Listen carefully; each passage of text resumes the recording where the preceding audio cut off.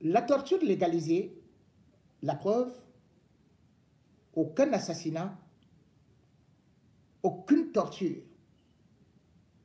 véritable n'ont sévèrement été punis. Bien au contraire, à l'instar de l'affaire Longuet-Longuet qui nous prouve qu'il y a des radicelles et surtout des prescriptions venant du palais d'Etoudi, on constate que chaque fois qu'il y a une grande affaire, c'est sous couvert du palais d'Etoudi. Aujourd'hui, on parle de l'affaire Longuet-Longuet. Mais avant l'affaire Longuet-Longuet, on a eu un autre scandale. C'était les 4 et 5 décembre 2023. Vous vous souvenez que c'est en ce moment que le plus proche collaborateur de Paul Biya, c'est-à-dire Mvondayolo, directeur du cabinet civil, lui-même avait sollicité 5 militaires. 5 militaires.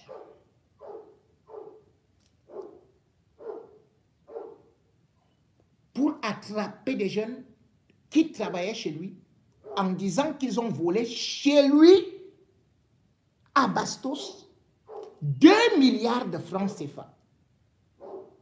Dans un pays normal, Mvondayolo serait déjà lui-même en train de se faire cuisiner par le tribunal criminel spécial. Comment un fonctionnaire peut-il garder chez lui 2 milliards? Comment les a-t-il gagnés? Non, ça ne concerne pas les enquêteurs. Mvondayolo, le chef bandit, avait donc pris les gens, les militaires qui travaillent à la présidence de la République et qui dépendent de la sécurité militaire, la CEMIL, pour leur dire de faire la fête à ces jeunes-là, donc qui ne gagnaient à peine, qui ne gagnaient même pas le SMIC, n'avait que 20 ans et était de surcroît son neveu, utilisé comme un esclave, avait été tabassé nu. On lui faisait presque ce qu'on avait fait à Martinez Zogo. Électrocution, morceaux de bois, machette et tout ça. Et c'était dans un endroit qui n'est même pas un commissariat, qui n'est même pas une cellule de gendarmerie, mais plutôt à la montée à Anneau Rouge. Cette affaire-là a choqué le monde, surtout par les images. Lorsqu'on a pu voir le petit Matthieu, Marie-Joseph, 20 ans, comment il était abîmé, on avait mal au cœur. Lorsqu'on a pu voir, et d'ailleurs à côté de lui, il y avait même des femmes. Mvondayolo a fait arrêter des femmes. Ongono Bibiche, 24 ans.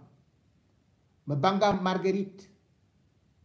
Et puis le plus âgé, c'était Zema Karodri, 34 ans.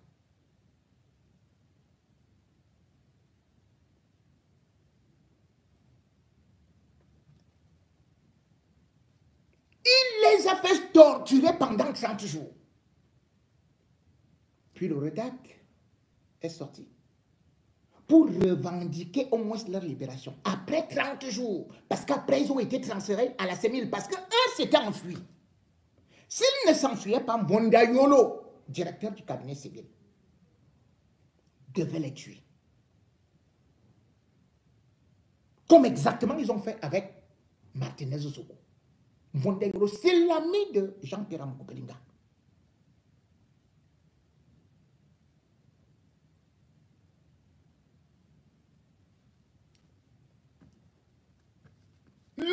que ces gens font, parce que quand c'est le sommet de l'État qui recommande ça, les conséquences sont terribles. Pour l'État du Cameroun, ils peuvent ne pas condamner. Eux, ils peuvent libérer ces bourreaux-là. Mais qu'est-ce que le Cameroun perd? Et en plus, il y a des procès qui vont suivre.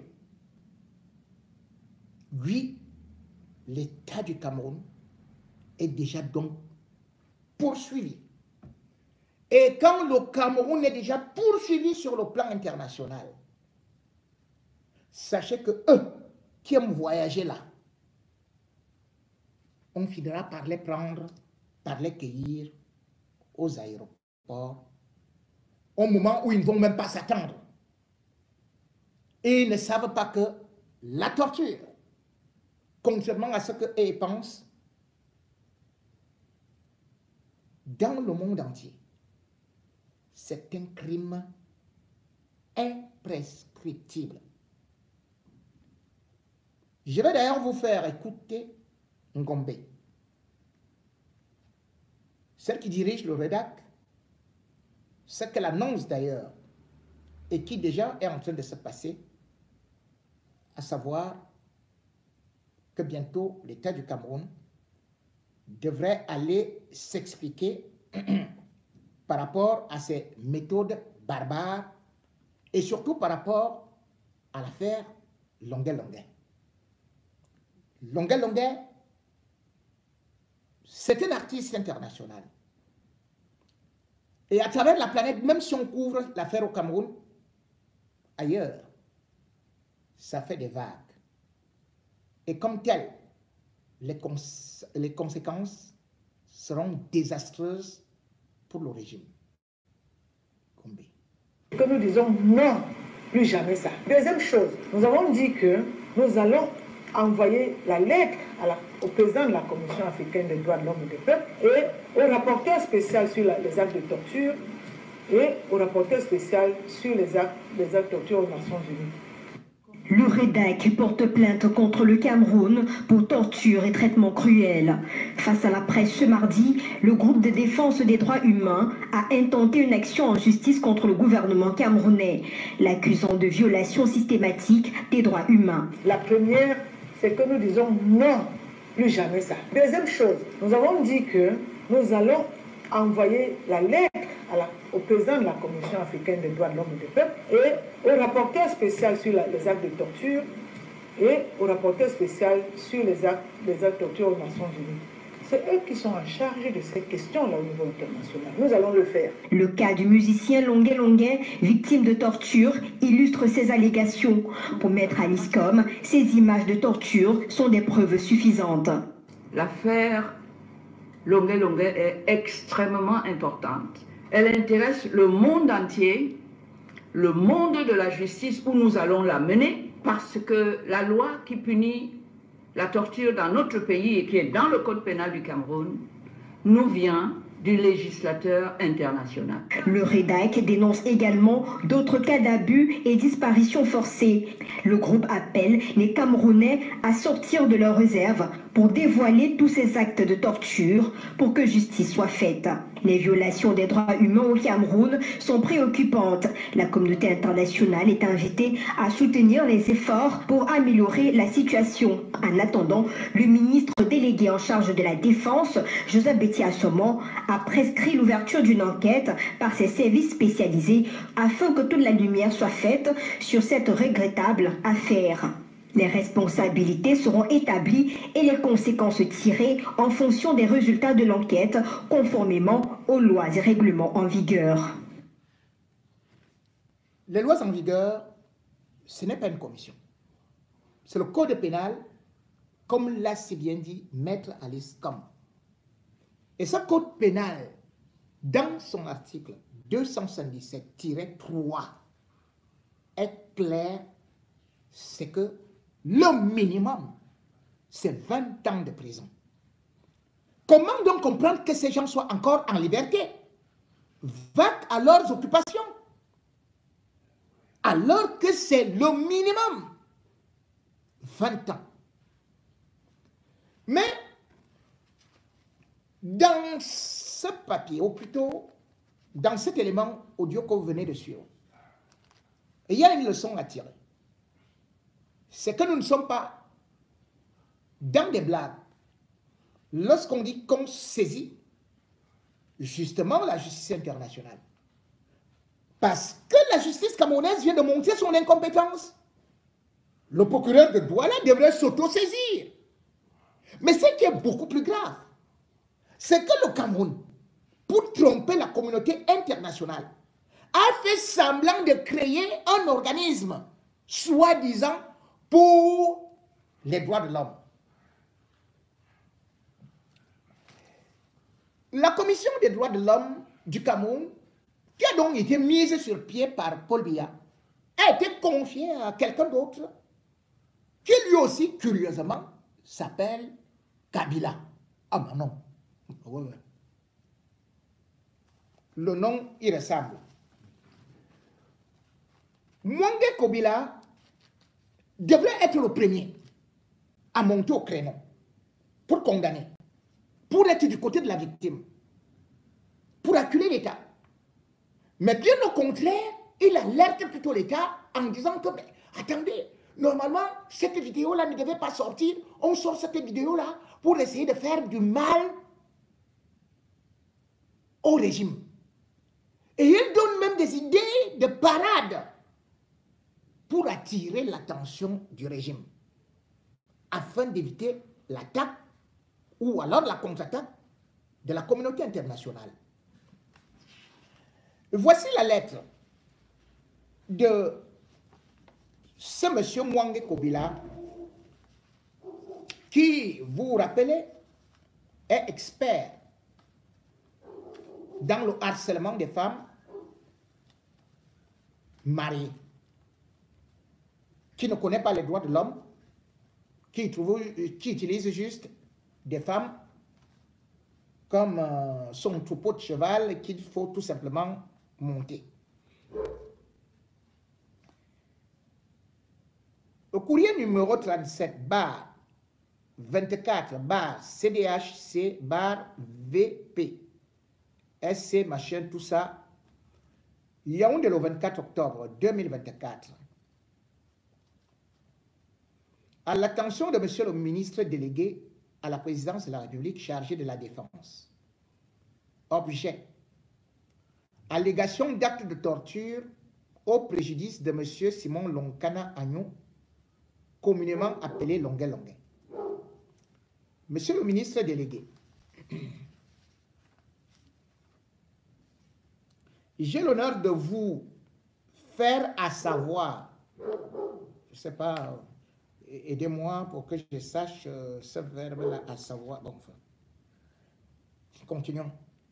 J'ai l'honneur de vous faire à savoir que le 23 octobre 2024, la Commission des droits de l'homme du Cameroun, CDHC, a pris connaissance à travers le réseau social WhatsApp d'une vidéo mise en circulation sur le réseau social Facebook ces derniers jours, vidéo à travers laquelle on aperçoit l'artiste camerounais Simon Lonkana Agnon, communément appelé Longué Longué, en train de subir des actes de torture et des traitements dégradants mettant en cause des éléments de la sécurité militaire, CEMIL, antenne du littoral. La diffusion de cette vidéo, dont les faits remontent à 2019, ne résulte pas du hasard, car ces instigateurs sont certainement informés du passage de l'État du Cameroun devant le comité contre la torture les 13 et 14 novembre 2024 à l'occasion de sa 81e session prévue du 28 octobre au 22 novembre 2024. Mwangé Kobila attire donc l'attention que le Cameroun doit passer devant le comité contre la torture les 13 le 14 novembre. Et il dit que cette vidéo que vous voyez là, c'est des sorciers qui sont venus avec ça. Pourquoi ils viennent avec ça maintenant? C'est pour déranger le Cameroun. Donc maintenant, le problème, c'est ceux qui sont venus avec la vidéo. Ce n'est pas ceux qui ont torturé Longuet Longuet. Un défenseur des droits de l'homme, hein? Il est du côté du gouvernement. Du côté, pas même du gouvernement, du côté des assassins, des tortionnaires.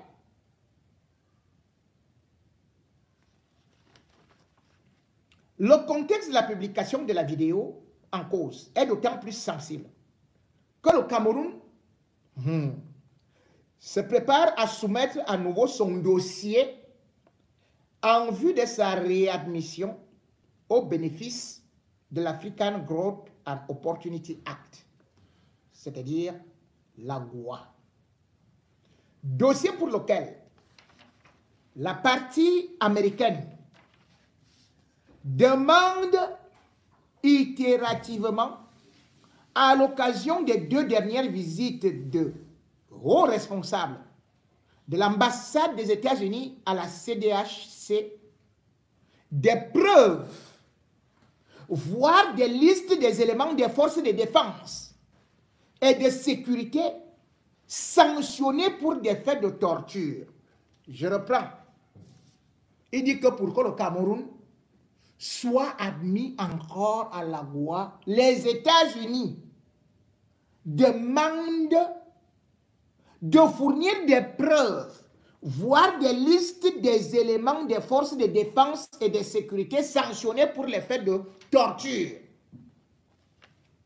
Qui est donc sanctionné? Puisque, voilà, Tabalaki en toute sécurité, en toute liberté, avec tous ceux-là qui ont lui-même, Mwanga Kobila, il devrait être sanctionné. Il devrait déjà être en prison.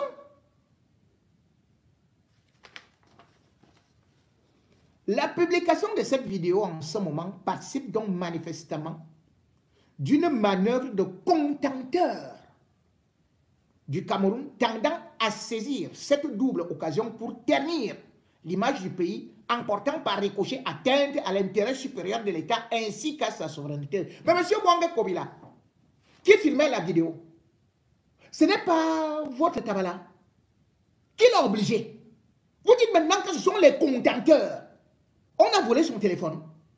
Ce n'est pas lui qui a transmis cette image pour que ça aille auprès du conseiller numéro 1 de Paul Biya, le contre-amiral Fouda. Ce n'est pas de la gendarmerie, c'était les opposants. Donc vous voulez me dire que les gens de la gendarmerie, là, les Ndongo, les Otoulou, les Belinga Serla qui sont au tribunal militaire, c'est eux qui sont les contenteurs du Cameroun. Vous voulez déjà mettre ça sur les autres alors que ça vient de ceux-là qui disent qu'ils défendent les intérêts du Cameroun comme toi, comme toi. Et qu'est-ce qu'ils sont des patriotes? Ce n'est pas eux qui ont envoyé cette vidéo, qui ont mis cette vidéo dehors. Longa Longa a volé le téléphone de quelqu'un. Longa Longa a demandé à se faire filmer quand il se faisait tabasser. Ok. En rappelant le 12e tiret du préambule de la Constitution du 18 janvier 1996, au terme duquel, ouvrez les guillemets, toute personne doit être traitée en toutes circonstances avec humanité. En aucun cas, elle ne peut être soumise à la torture. Fermez les guillemets. L'article 5 de la Charte africaine des droits de l'homme et des peuples qui stipule que la torture physique ou morale est interdite. L'article 7 du pacte international relatif aux droits civils et politiques suivant lequel nul ne sera soumis à la torture. Les articles 279 et 289 du Code pénal de la République du Cameroun, qui répriment les actes de torture, et les dispositions de l'article 6 de la loi numéro 2019, bar 014, du 19 juillet 2019, portant création, organisation et fonctionnement de la CDHC, selon laquelle la Commission contribue à la consolidation de l'état de droit et à la lutte contre l'impunité en matière des droits de l'homme. La CDHC recommande que le ministre de la Défense communique le plus tôt possible sur cette affaire en indiquant les mesures prises pour, 2 points, identifier et sanctionner les coupables et leurs complices, indemniser promptement la victime à hauteur du préjudice et des dommages subis. Bien. Ici donc, nous avons une armada législative qui est citée par Mwanga Kobila. Mais qu'est-ce qui a été fait? La parade dans le texte, c'est qu'il fait semblant de demander une sanction, mais en réalité, il dit, monsieur le ministre, communiquez vite. Comme ça, vous tirez, vous perdez le temps. Et puis, on va oublier. Sanctionner. Mais ce n'est pas que justice soit faite. Quelles sont les sanctions? Les sanctions, ce n'est pas la justice. Ça, c'est des sanctions dans l'ordre militaire. On peut vous suspendre quelques jours, quelques ceci. On peut faire une petite affectation disciplinaire. Mais ce n'est pas ça, la loi. La loi dit que c'est 20 ans de prison.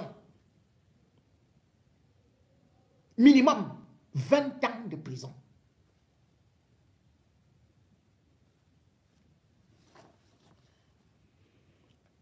Et il dit, en le faisant, le Cameroun se conformera à une tradition solidement, veuillez m'excuser, solidement,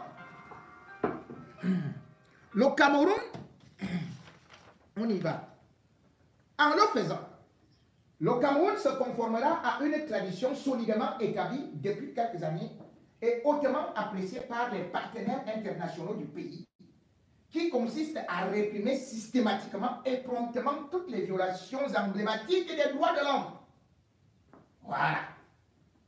Donc, le Cameroun réprime promptement toutes les violations emblématiques des droits de l'homme. Voilà ce que Mwanga Kabila nous raconte. C'est-à-dire que le Cameroun, selon lui, réprime souvent. Voilà un menteur patenté qui fait comme si nous n'étions pas au Cameroun. Depuis quand est-ce que le Cameroun a réprimé justement les violations aux atteintes aux droits de l'homme? Bien plus, il conclut nyangalement que dans l'espoir qui vous plaira de me faire connaître les mesures que vous prendrez dans cette affaire, je vous prie de croire, monsieur le ministre délégué, à l'assurance renouvelée de ma haute considération. Considération, oui. Et puis, bien évidemment, donc, ce courrier a été reçu, déchargé le 24 octobre. Mais dans ce courrier, ce qu'il faut remarquer, c'est que la peur du gouvernement, c'est d'abord la communauté internationale. Et aussi les sanctions des États-Unis. Parce que Mwanga Kobila évoque directement l'AGOA. L'AGOA, c'est quoi? C'est un système qui a été mis en place depuis l'époque Clinton, qui permet aux pays africains de bénéficier de la franchise des douanes aux États-Unis. Et cela vous permet de faire des économies. C'est-à-dire, vous écoulez vos produits et vous ne payez pas la douane. Le Cameroun en a bénéficié. Beaucoup de pays africains en bénéficient. Sauf qu'il faut respecter certains critères pour être admis. Donc, les droits de l'homme. Et il faut donc savoir que le Cameroun a été exclu de ce processus depuis 2019. En 2023, ils ont donc envoyé le ministre de l'économie Ousmane Ny, pour aller se mettre à genoux devant les Américains, leur dire, nous sommes déjà à bout. Parce que tout ce que vous voyez là, les augmentations de ceci et tout, c'est parce que le Cameroun n'a plus. Et les États-Unis, la communauté internationale, est en train de viser le régime Biya par rapport aux atteintes aux droits de l'homme. Parce que vous croyez que ce n'est rien. Mais ici, c'est trop grave. Donc c'est comme ça que le Cameroun a été exclu. Pourquoi est-ce que le Cameroun a été exclu?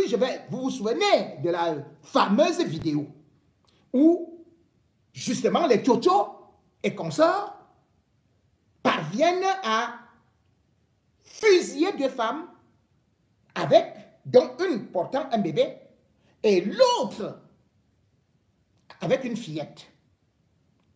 Cela va révolter la communauté internationale. Et du coup, les États-Unis qui assistaient le Cameroun dans ce qu'on pouvait appeler, c'est-à-dire que la formation, et qui contenait Boko Haram, et il y avait 300 militaires américains. Eh bien, ils ont dit, c'est bon, nous on part. Et ils ont pris les Mapan. Et en prenant les Mapan, ils ont immédiatement aussi puni le Cameroun, sanctionné le Cameroun, financièrement. Parce que quand les gens parlent là, oh, nous sommes souverains, oh, nous sommes ceci, mais nous sommes des mendiants. Le régime Biya, c'est un régime de mendiants. C'est ainsi donc que les États-Unis ont suspendu leur aide militaire à hauteur de 17 millions de dollars. Nous ne sommes pas là en francs CFA. 17 millions de dollars. Les 17 millions de dollars que les ministres pouvaient se partager en disant aussi et tout. Et aussi, ça aidait le Cameroun à avoir un certain type de matériel pour contenir l'ennemi. Donc, les États-Unis ont décidé de ne plus livrer le matériel tel que des radars. Les États-Unis devaient livrer aussi 9 voitures blindées des États-Unis avec des hélicoptères. Et les États-Unis ont dit, niet, puisque vous êtes tout simplement là maintenant en train de faire ceci et cela, on vous donne les patrouilleurs, mais les patrouilleurs là, c'est pour aller attraper les civils, vous êtes en train de faire ceci, vous êtes en train de faire cela. Donc ça, c'était une première sanction. La deuxième sanction, comme je vous dis donc, c'était la sortie du Cameroun de la loi. Ce qui fait perdre beaucoup d'argent au Cameroun. Parce qu'il faut savoir que le Cameroun en a perdu 28%. Parce que le Cameroun économisait 28%. 28,7% à partir des marchandises telles que le pétrole brut. Quand le Cameroun vendait le pétrole aux États-Unis, le Cameroun ne payait pas la douane. Et du coup, le Cameroun avait des bénéfices rien que pour l'année. C'est-à-dire que le rapport américain du 30 octobre 2019 dit que le Cameroun a bénéficié de ce qu'on peut dire l'onja pour 37,1 milliards. 37 milliards. Imaginez ce que c'est que maintenant. Puisqu'ils ne parviennent plus à avoir ça. C'est-à-dire que c'était par rapport à la loi. Et là, avant l'affaire Longuet, le Cameroun était encore à genoux devant les États-Unis pour se faire admettre. Or, devant CNN, je vais vous lire ce que les États-Unis avaient déjà déclaré. C'est l'ambassadeur des États-Unis au Cameroun. Il a d'abord dit à CNN, nous avons informé le gouvernement camerounais que le manque de progrès et de clarté au sujet des actions entreprises par le gouvernement en réponse à des allégations, voilà, crédibles de violations flagrantes des droits de l'homme pourrait entraîner une suspension plus large des États-Unis. Une suspension plus large de l'aide des États-Unis. Ça, c'est un responsable du département d'État qui déclare ça à CNN. C'est-à-dire que non seulement le Cameroun perd déjà les 17 millions d'aide, 17 millions de dollars, hein. Le Cameroun n'est plus dans la boîte. Mais l'autre aide que le Cameroun perçoit encore, c'est-à-dire que ça doit être 13 millions de dollars ou 14. Ils vont aussi suspendre ça. Et ils vont imposer aussi aux autres pays de l'OCDE de punir le Cameroun. On sera donc jusqu'ici à cause de l'affaire Longuet-Longuet. Ils étaient en train de négocier en disant que, vous voyez, hein, nous sommes en train de faire vraiment tout actuellement pour les droits de l'homme, nous sommes en train de sanctionner les brebis galeuses, on a puni, on a voulu faire ceci, on a voulu faire cela, et tout, et tout, et tout, et tout. Parce que je vous ai dit, beaucoup sont en train de danser que Donald Trump risque de revenir. Mais je regarde comme ça, je dis, mais ils connaissent la géopolitique. Qui a suspendu le Cameroun? Mais c'est Donald Trump qui a suspendu le Cameroun de la voie. Il avait écrit qu'il enlève le Cameroun de la liste des bénéficiaires de la loi sur la croissance et les opportunités de développement en Afrique pour son implication dans les violations flagrantes des droits de l'homme reconnus internationalement.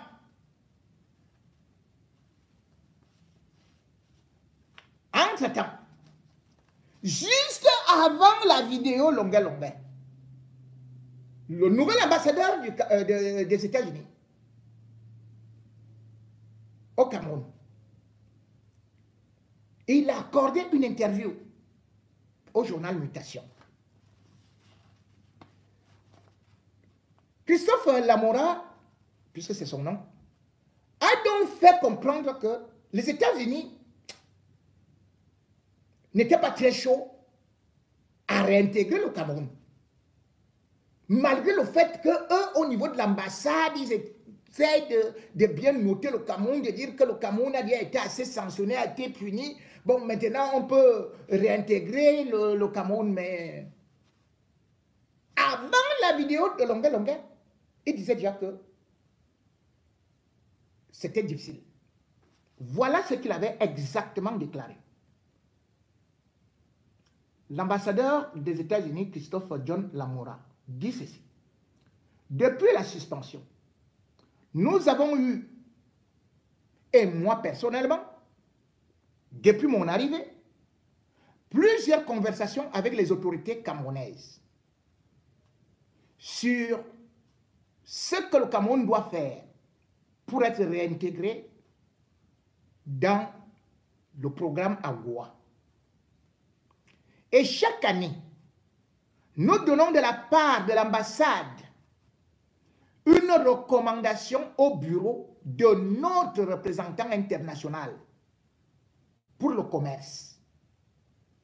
Entre parenthèses, USTR.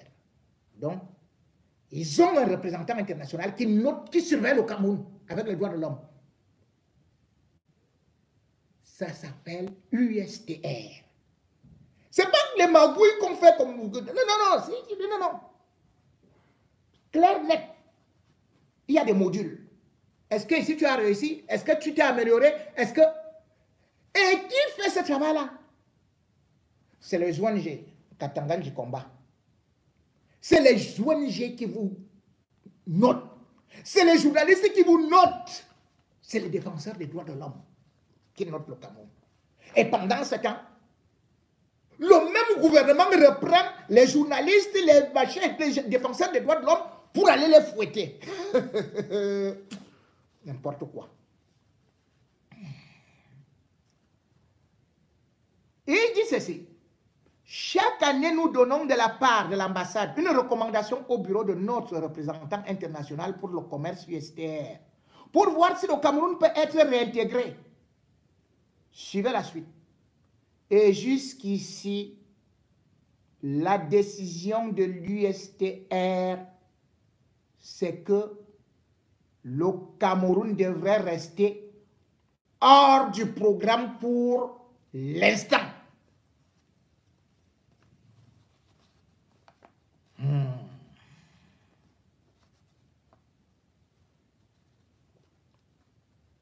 Ça veut donc dire quoi?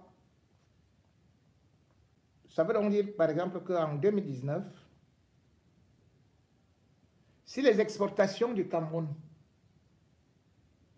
vers les États-Unis s'élevaient à 220 millions de dollars, et sur les 220 millions de dollars, il y avait 63 millions de dollars qui... C'est des 63 millions de marchandises qui ne payaient pas de frais de douane. Ça veut dire que le Cameroun perd tout cela et bien plus. Notre pétrole, si même il faut le vendre, on va payer. Ça fait que les États-Unis qui achetaient n'achètent plus au Cameroun. Le Cameroun perd donc. C'est-à-dire que au minimum par an, 140 millions d'euros, de dollars, de la part des États-Unis. C'est rien que pour le commerce. Les États-Unis disent que restez avec vos choses là-bas. Le Cameroun va donc liquider tout en Chine ou ailleurs. Sauf que là-bas aussi, le Cameroun est complètement déjà saturé avec les dettes. Qu'est-ce qu'on fait? Voilà là Paul Biya est pris dans son propre piège. Et le pire, c'est que personne dans son gouvernement ne cherche à arrêter la dérive autoritaire. Puisque d'ailleurs, quand vous partez, vous encerclez les opposants. Pour rien. C'est-à-dire que vous vous levez comme ça là, un policier ou bien un commissaire avec un préfet, il dit, allez, allez encercler. Mais il ne connaît pas les conséquences.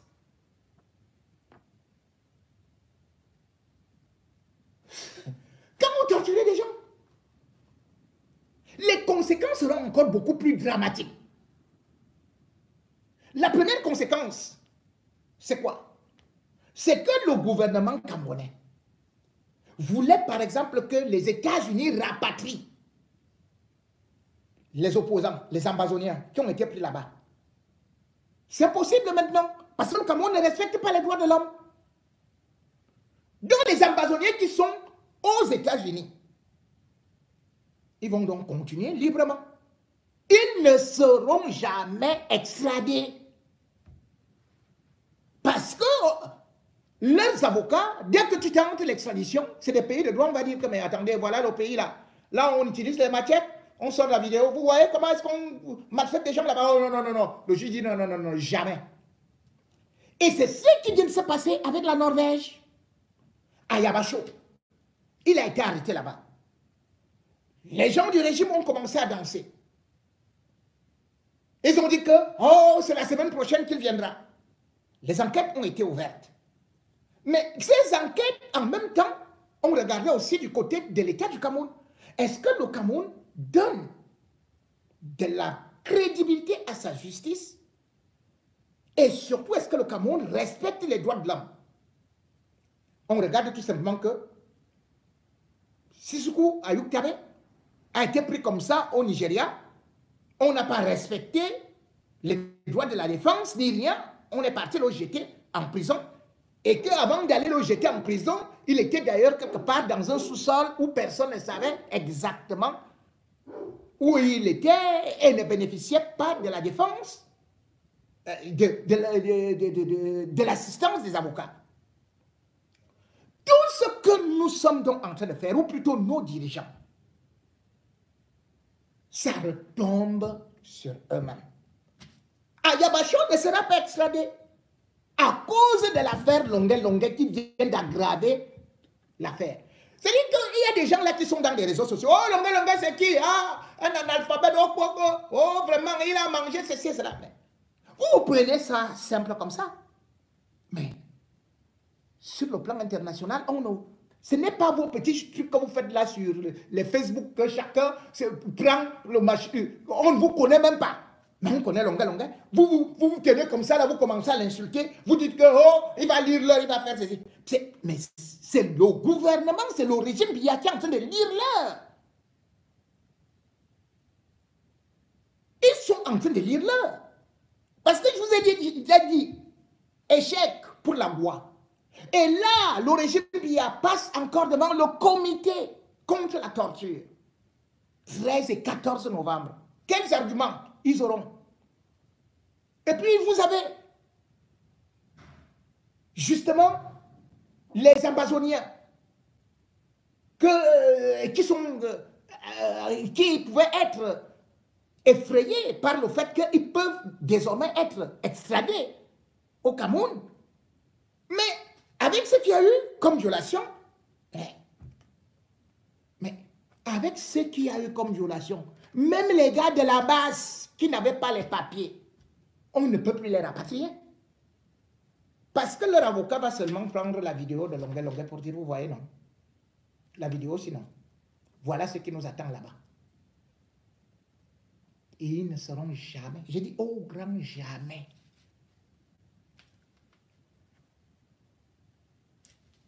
Et c'est encore beaucoup plus grave. Comme j'ai dit, aller devant les opposants, encercler les opposants. Vous voyez ce qui vient de se passer? Maurice Kamto a été encerclé. Ce n'est pas Paul Biya qui l'a libéré, hein. C'est la communauté internationale qui a fait la pression. Mais là, ce que vous ne voyez pas, c'est qu'il a déjà commencé à pousser le régime à la faute. Puisque le régime aime les fautes, puisque le régime aime le faux et usage de faux, voilà les listes électorales qui sont déjà fausses. Quand les listes électorales sont fausses, ça veut dire quoi? Maurice Kamto fait des communiqués. Les mêmes communiqués sont envoyés à l'ONU, qui pourtant a été sollicité par le régime, plutôt qui a dit que pour le processus de 2025, au regard des dangers qui planent sur le Cameroun, l'ONU va participer au processus pour cette élection de 2025. Ça veut dire quoi? En 2018, le Cameroun n'avait que des faussaires qui avaient été recrutés ici dans des ghettos, des sous-quartiers, des chômeurs, qui se sont autoproclamés là-bas comme représentants de Transparency International. Alors que c'était des affamés qui mangent le maïs avec la bouillie ici à Château-Rouge. Bon. Mais là, ce sera l'ONU. Mais là où le régime ne voit pas, parce qu'ils sont toujours dans la tricherie, mais qu'ils voient ce qui est en train de se passer au Ghana. Le Ghana, c'est une grande démocratie. Tout le monde le sait. L'élection au Ghana se tient en décembre 2025. Mais les États-Unis ont déjà pris des décisions radicales contre les hauts fonctionnaires qui ont été dénoncés par l'opposition. 1. Restriction de visa. Il n'y a plus de visa. Et vous savez le motif? Juste parce que l'opposition a décrié le fichier électoral. L'opposition au Ghana a démontré que le régime avait eu à introduire entre 5 000 et 50 000 non. Donc on a gonflé les listes. Comme on fait souvent là, que l'armée, chacun peut au Cameroun voter même 50 fois, 40 fois. Après, on te porte encore, on part voter avec toi à tel ou tel endroit. Les États-Unis ont directement sorti des sanctions en disant on ne peut pas. Puisque vous voulez faire le faux, nous commençons avec des sanctions. Imaginez donc les gens qui sont actuellement dans la liste des États-Unis comme tortionnaires. Ce qui va arriver. Même à Akufo-Addo, Lui ne se présente plus. Hein. Il n'est pas comme Paul Biya qui dit que oh, je ne fais que venir, je suis le seul. Et puis il y a des jeunes, des mamans et tout le monde se lève. Oh yo, Paul Biya, toujours chaud, gars, chaud. Non. Nana Akufo-Addo ne se présente pas. Mais malgré tout, je dis bien que voici ce que les États-Unis, Anthony Blinken, a écrit pour les élections du 7 décembre 2024.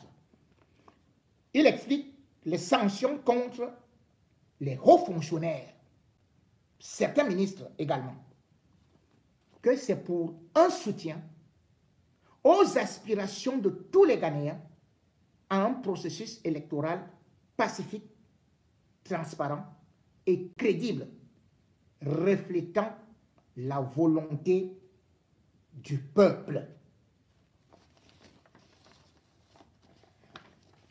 Ceux qui croient donc que le Cameroun est à eux et qui peuvent faire tout ce qu'ils veulent de l'opposition, qui commencent à se tromper. Parce qu'aujourd'hui, le régime Biya est dos au mur. Paul Biya a souvent vanté, trompé des gens, tant qu'il y avait seulement la CRTV. Mais les réseaux sociaux se sont déjà développés. Le Cameroun est devenu un État machette qui fait honte.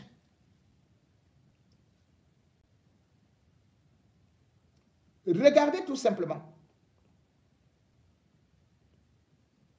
ce qui peut se passer avec de telles vidéos.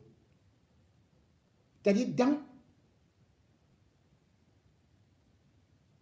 les commissariats, les gendarmeries. On oblige aux gens qui sont torturés de chanter le nom de Paul Biya. Regardez ça. Paul Biya, notre président.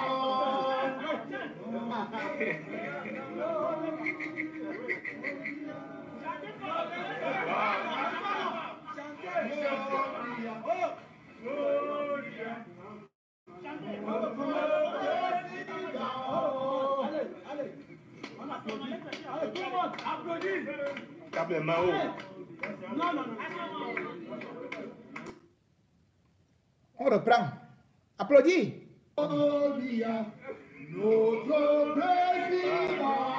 C'est ça la démocratie. Hein? L'armée républicaine.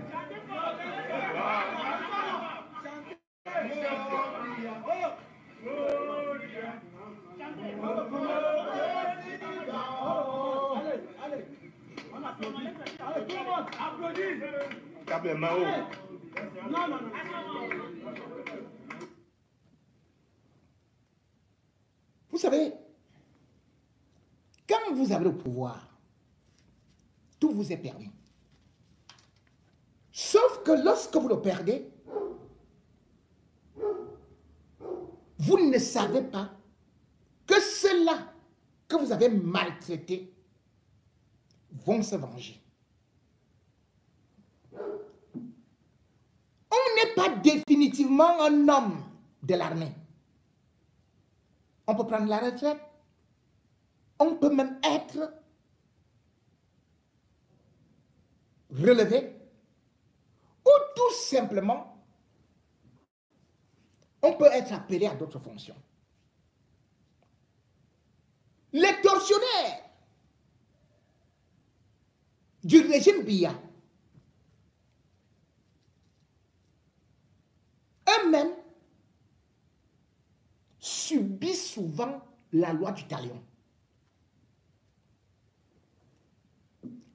Les laboratoires de la torture au Cameroun étaient d'abord connus comme étant tous issus du CED. C'est là où on a formé les plus grands méchants, les plus grands sauvages.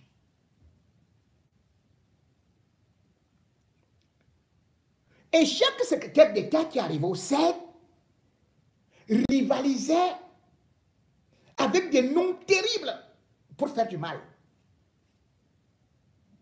Vous vous souvenez de Rémi Semaka, qui a été d'ailleurs ministre de la Défense et qui a été patron du CED. On l'appelait comment? Bad boy. Demandez à Rémi Zemekassi peut encore sortir. Lui-même a déjà peur même du chat. Il est prisonnier chez lui. Depuis que Paul Biya a fait qu'il parte du gouvernement. Il a peur des monstres qu'il a fabriqués. S'il entend même une souris, lui qui était costaud là et tout, on disait que, oh, on l'appelait bad boy. Hein. Il fuit la souris. S'il entend seulement le tonnerre, c'est-à-dire qu'il veut pleuvoir, Rémi Zemeka se couche à plat ventre devant les invités. Il dit, ils sont déjà venus, Ah, bad boy. Toi qui torturais les gens, tu peux avoir aussi peur.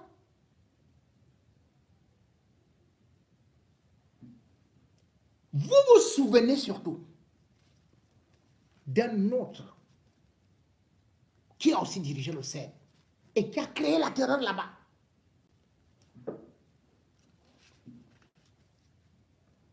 Bokam Jean-Baptiste.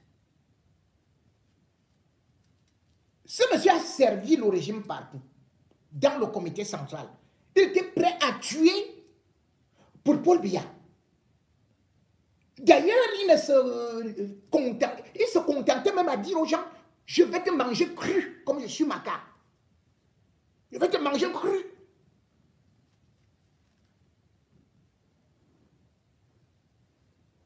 Mais Jean-Baptiste Bokam est parti du CED. Dès qu'il est parti du CED, où il a fait des ravages, parce que là-bas, toutes les gendarmettes, il les sautait. Et toute personne qui arrivait là-bas, il sautait, que ce soit la femme de tout, n'importe qui, et tout. Il a torturé des gens. C'est-à-dire que quand il entendait comment quelqu'un criait, il demandait qu'on lui sorte le champagne. Il disait que ça a fait qu'il bande.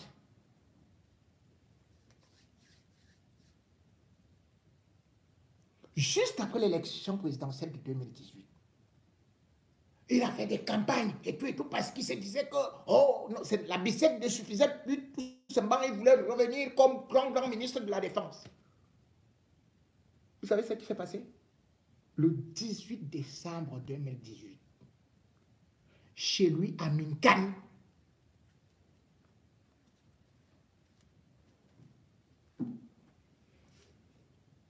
il a reçu la visite de 6 malfrats qui ont été montés par ses anciens collaborateurs.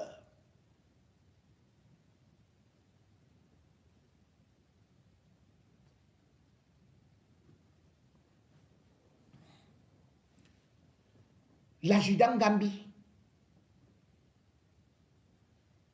Les braqueurs sont arrivés chez lui. Ils ont d'abord attrapé.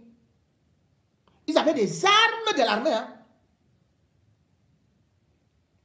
Ils ont attrapé tous les vigiles. Ils ont ligoté. Ils sont entrés.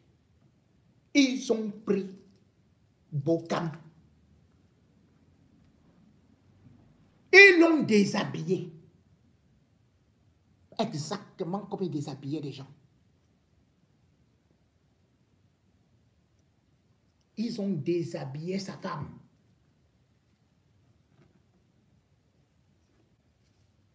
La pauvre. Imaginez ce qu'on a fait devant lui. Et ça ne s'est pas arrêté là. Lui-même, on lui a dit, marche arrière, montrez ça.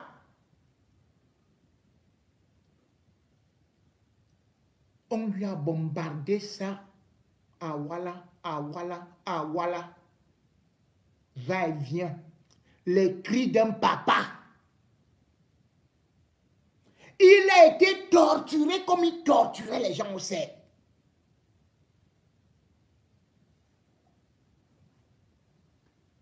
Ensuite, ils ont pris des lingots d'or, des bijoux, des sommes d'argent incroyables qu'il avait.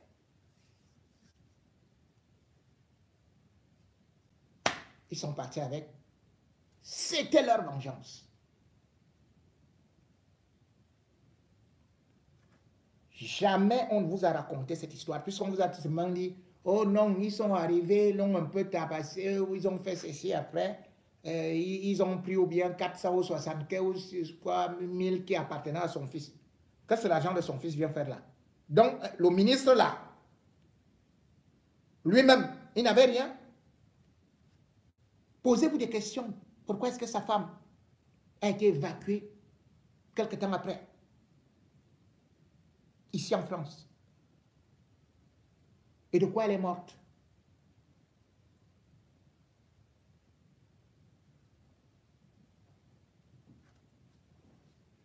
Mais ça ne s'est pas arrêté là. Lorsque ces gens qui travaillent avec des chefs ont pris Ngambi, que je vous ai dit que Ngambi est celui-là qui était chef de poste de gendarmerie à la poste centrale. C'était lui, pendant l'assassinat de Martinez Zogo. C'est lui qui, il est le cousin de Danoué. C'est dans son téléphone qu'on a vu les échanges entre Danoué et lui. Il devait participer à l'assassinat. Mais comme il n'a pas eu le gombo, les autres sont partis se partager. Boum, il les a trahis. C'est comme ça qu'on a pris Danoué. Dans le même Gambi là, il a appelé un autre gendarme déserteur qui avait été envoyé comme le chef de mission, le chef de gang, à Nissé. Il dit, mais depuis là, vous avez fait l'action et tout, la mission. Où est notre part? Anissa a commencé à vouloir manger la bouche que il s'était déjà partagé et tout ça. C'est comme ça que Ngambi, le même Ngambi, a monté le coup avec les Ndongola. Parce que quand Bokam était là, Ndongo, comme vous avez vu dans l'affaire Mbapou, était déjà le commandant de quoi là, de Yaoundé, je ne sais même plus ce qu'il était exactement. Ndongo devait... Bon.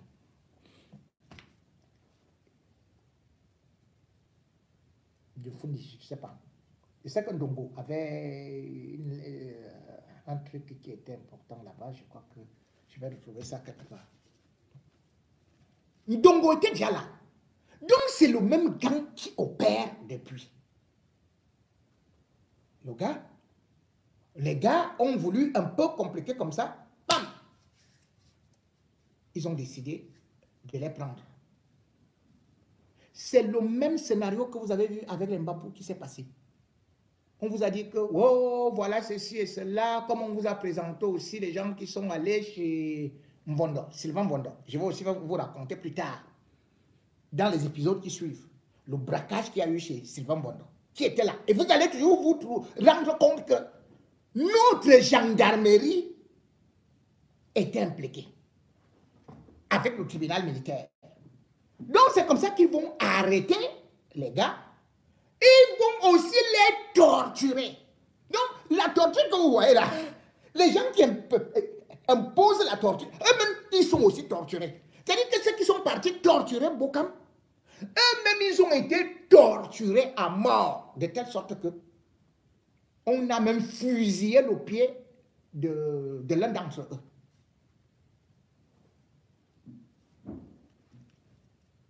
Après, ils ont récupéré les lingots d'or,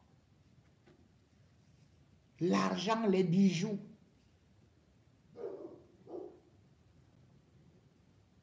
Vous qui torturez. Pourquoi je raconte l'affaire de Bokam? Bokam est mort en janvier 2024. Pas à son nom. Mais dans ces derniers jours, même comme il est mort au Cameroun, vous voyez, il n'a pas bénéficié d'une évacuation sanitaire. Hein? Il a été abandonné. Lui-même, il venait déjà pleurer à la même gendarmerie où il était patron. Bokam repartait se pleurer là-bas pour dire que donnez-moi quand même un peu ce que vous avez pris. Je sais que vous avez récupéré. Comment vous pouvez me dire qu'il n'y a pas... Ah non, non, non, va là-bas. Nul n'est éternellement puissant.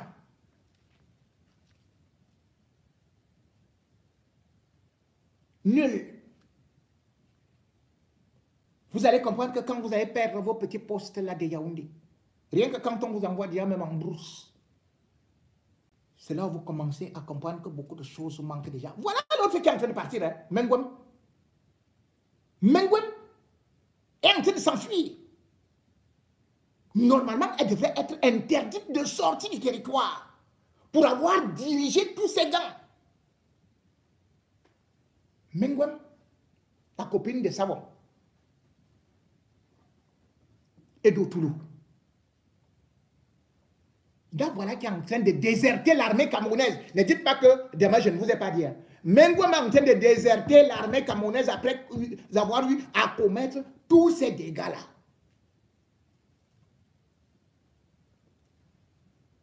Mais que chacun sache que ce n'est pas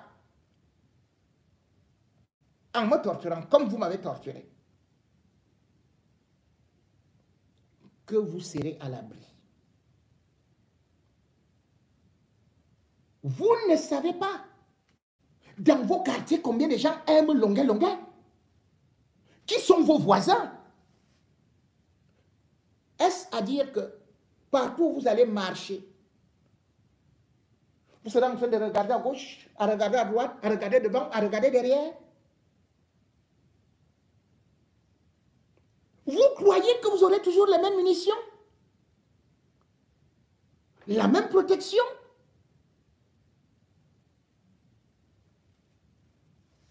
Vous qui draguez toutes les femmes là, comme Bokam aimait,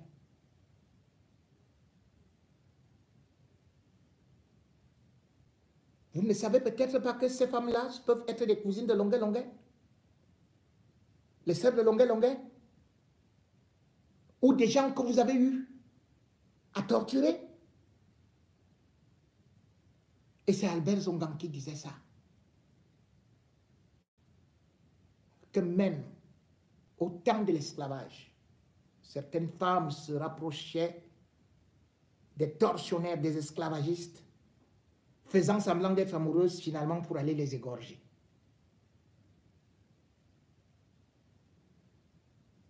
Beaucoup de ministres ont subi ce sort. Beaucoup de tortionnaires ont subi ce sort. Même si la justice camerounaise ne vous juge pas, ne vous arrête pas, la justice divine vous jugera. La communauté internationale vous attrapera.